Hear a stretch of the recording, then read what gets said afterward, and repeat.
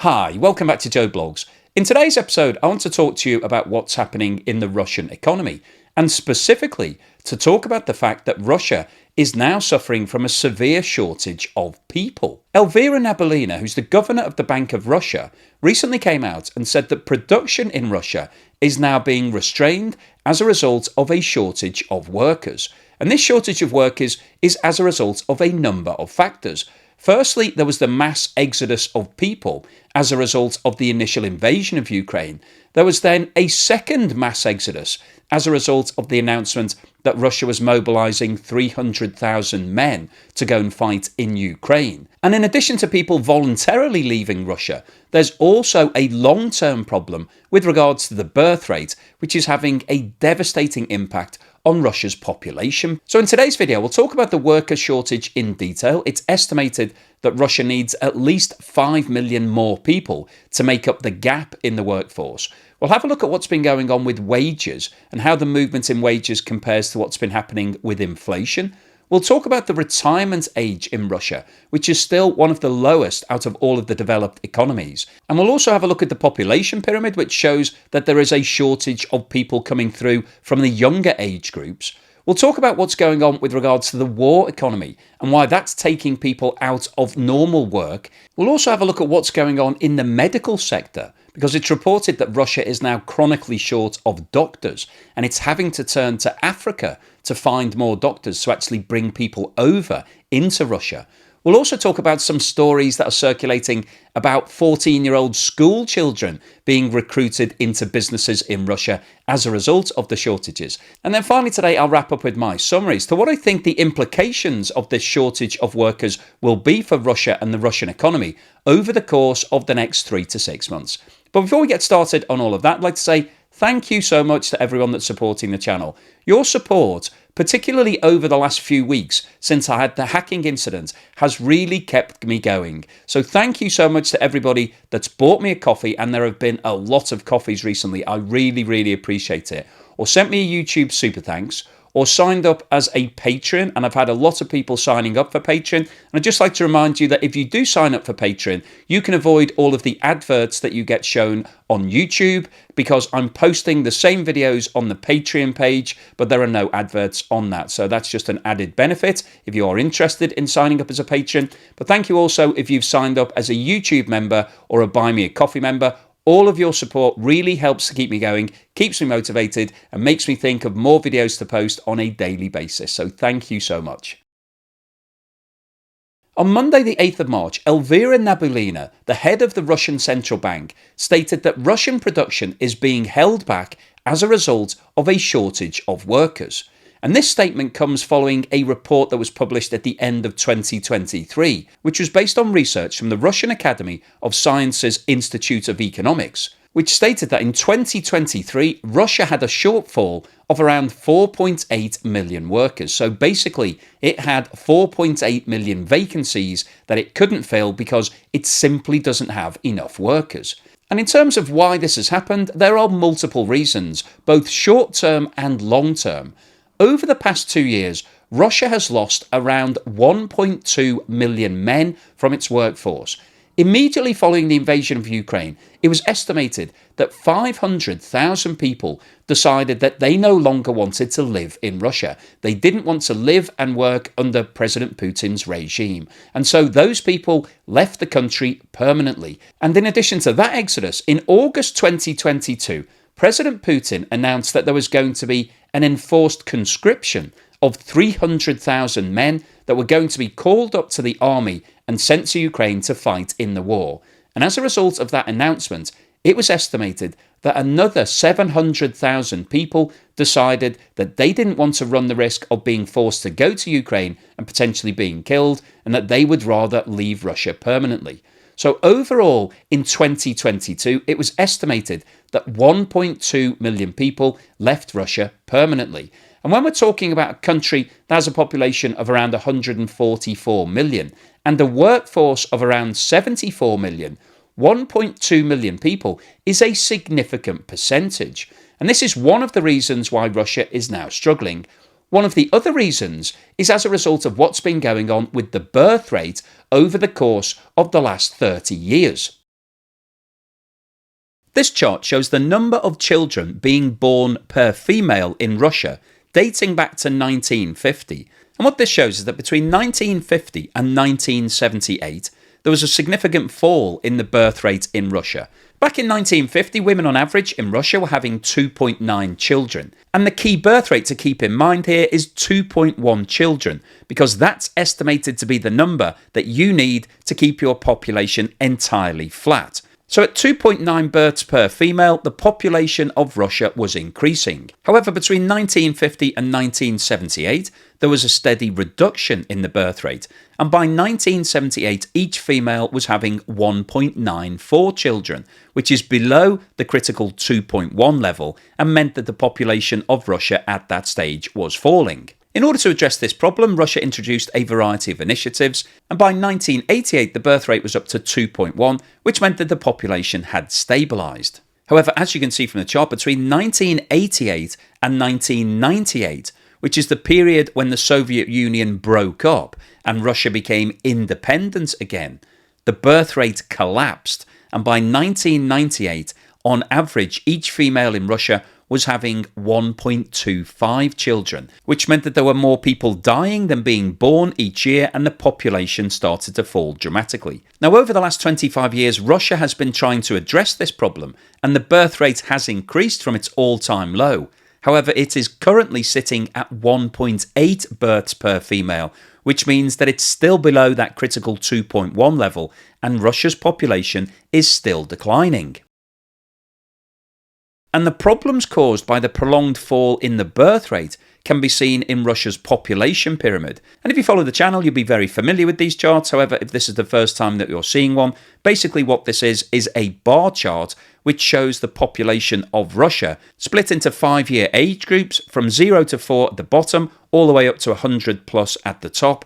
And the blue section in this chart shows the number of males in each of those categories, and the red section on the right-hand side shows the number of females. And Russia's population pyramid is really interesting because, as you can see, the largest age group out of all of them is the 35 to 39 age bracket. And there is a significant tapering in the age groups below this range. And what that means is that every single year there are less and less people entering the workforce. And this is a problem because Russia still has a low retirement age relative to other countries, and we'll come on to talk about that in a moment. But one of the other things that jumps out when you look at this chart is that the blue section is significantly smaller than the red section. And there are two reasons for that. Firstly, men in Russia have a much lower life expectancy than women. There is a difference of 10 years. Females in Russia are expected to live to around 79. Russian men are expected to live until 69, which is partly a lifestyle thing because there is a lot of drinking and smoking and things that affect your health. But also there has been a loss of a lot of males as a result of the wars that Russia has been involved in over the course of the last 15 to 20 years.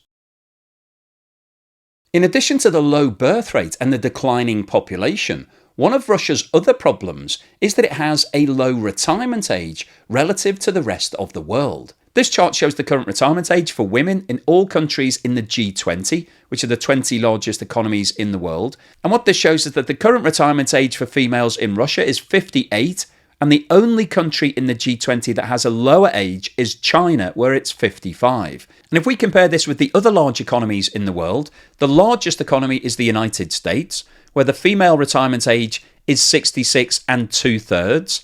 The third largest economy is now Germany, where the retirement age is 66, followed by Japan, where it's 64, India, where it's 60, and the United Kingdom, where it's 66. And the three countries with the highest female retirement age in the G20 are the Netherlands, Italy, and Australia, where it's 67. And if we expand this table out to show every country in the world, there are only 5 countries that have a lower retirement age than Russia. Uzbekistan, Mongolia, and China, where it's 55, Vietnam, where it's 56, and Turkmenistan, where it's 57. And if we quickly jump back to the population pyramid, one of the reasons why this is such a big problem for Russia is that a large percentage of its workforce is female as a result of the fact that there are less males than females in Russia right now. And this table shows the retirement age for men in the G20. And you can see that the Russian retirement age is currently 63, which is significantly lower than it is in some of the other developed economies. In Japan, it's 64. In Canada, it's 65. In the United Kingdom and Germany, it's 66.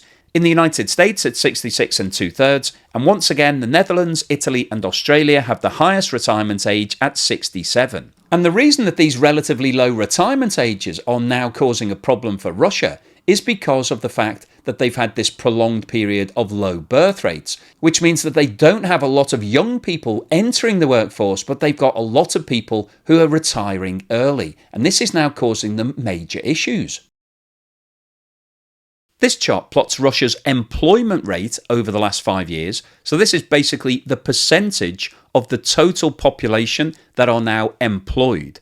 And what this shows is that from the middle of 2020 onwards, there has been a significant increase in the percentage of people employed. In June 2020, 58% of the total population in Russia had some form of employment. And just as a comparison, this chart shows the employment rate in the USA over the last 5 years.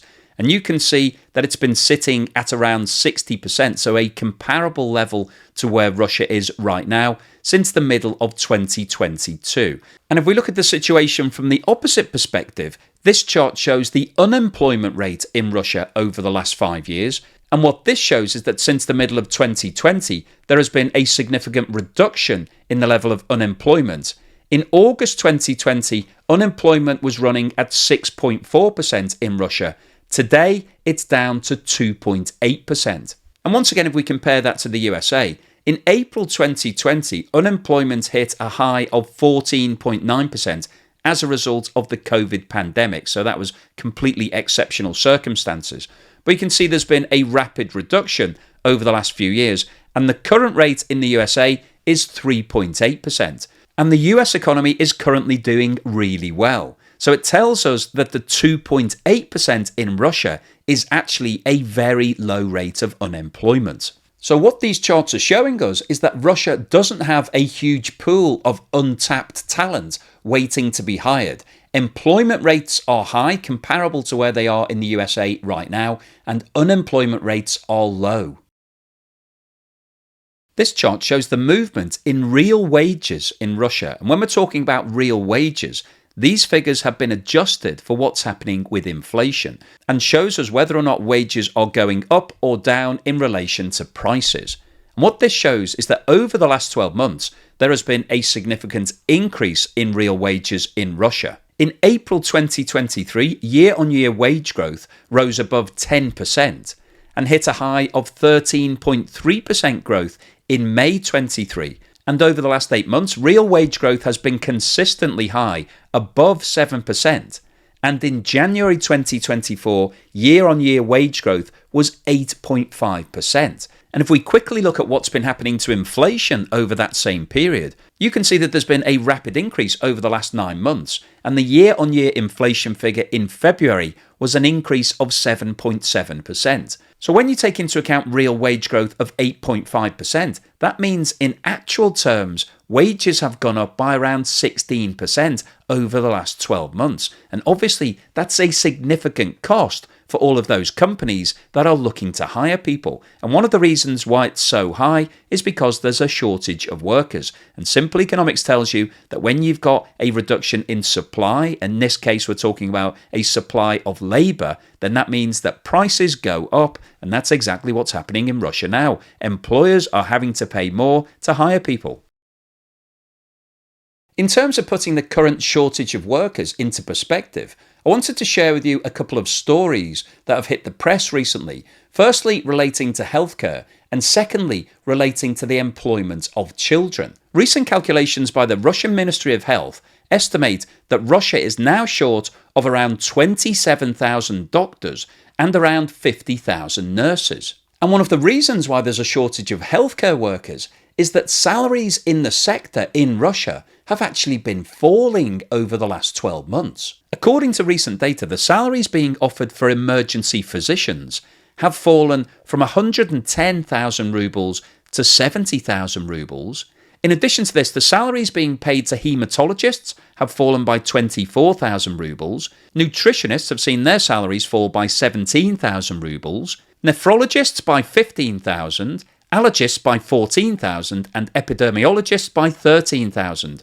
And as a result of these fundamental problems with the sector, it's now been reported that Russia is considering turning to Africa to try to recruit doctors and nurses to fill all of the vacancies that they're unable to fill from their own population. And alongside the reports that Russia is now trying to recruit people from overseas, there are also reports in the media that Russians are employing children between the ages of 14 and 17 to come in and work, and that some of these children are being employed to produce equipment that's being used for the war in Ukraine. Now, obviously, that isn't going to be a long-term solution in terms of fixing the employment issues, and I think Russia would be better served to increase its retirement age rather than reducing its hiring age.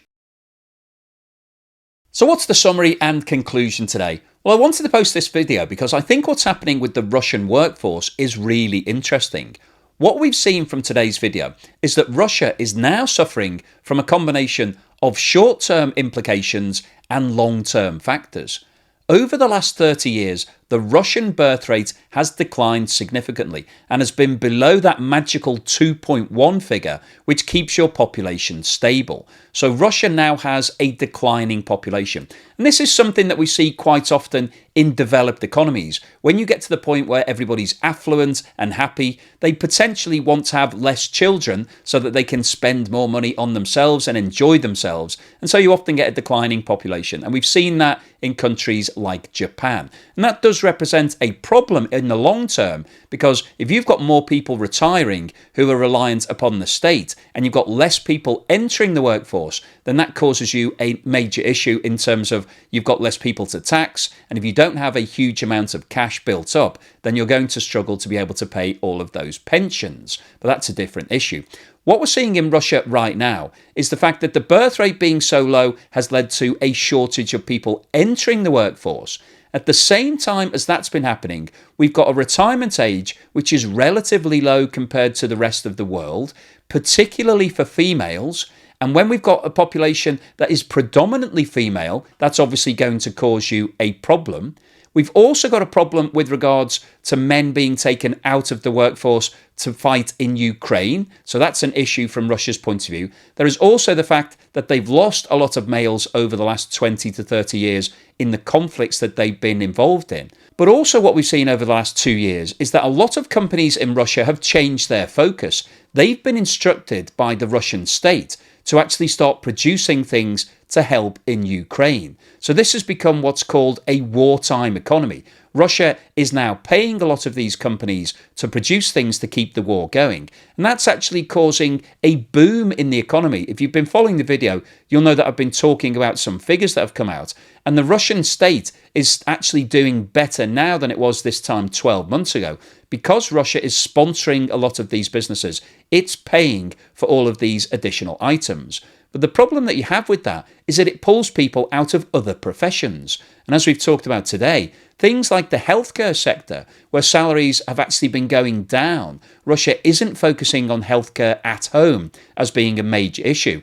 What that's resulted in is that less people want to become doctors and they're thinking about doing other things. And we saw from the data earlier in the video that wages in manufacturing have actually gone up significantly over the last 12 months, around 16%, which is outstripping the increase in inflation. So that's becoming more attractive for young people to go into rather than long-term professions such as becoming a nurse or a doctor.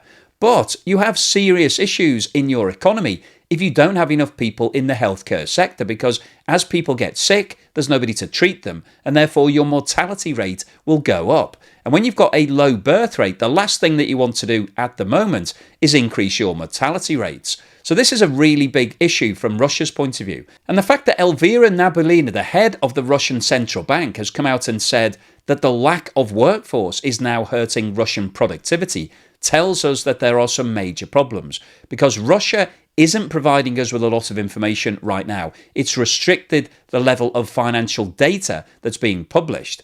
But when you've got a very senior person in Russia saying we're short of people, that tells you that there is a major problem right now. And what's likely to happen over the course of the next 3 to 6 months is this situation is going to get worse. There have been recent reports in the media that Russia is considering another mobilization of potentially up to 300,000 men. Now, if that was to happen, obviously you would lose those 300,000 people from the workforce immediately. But the knock-on implication of that announcement is likely to cause another exodus of people. People who really don't want to be forced to go and fight in Ukraine are likely to leave Russia. So it could have a double whammy. We could see up to another 1 million people being taken out of the workforce. And that's the last thing that Russia needs right now. And when you think about the wartime economy that's happening right now, a lot of businesses have moved away from producing things that they were selling globally, and they're now producing things that are being sent to support the war in Ukraine. And if the war was to stop tomorrow, that would cause major problems for those companies because they're geared up to keep those supplies going. And it's not very easy to be able to switch back and then assume that all of your global customers will want to buy all of your products. So Russia is causing itself long-term problems. In the short term, they've got a significant shortage of workers. They're struggling to be able to recruit people from overseas because not a lot of people want to emigrate to Russia right now. And so this is a major problem from Russia's point of view. And it's likely that over the next 6 to 12 months, the situation will get worse. Productivity will continue going down. That's going to drive wages up.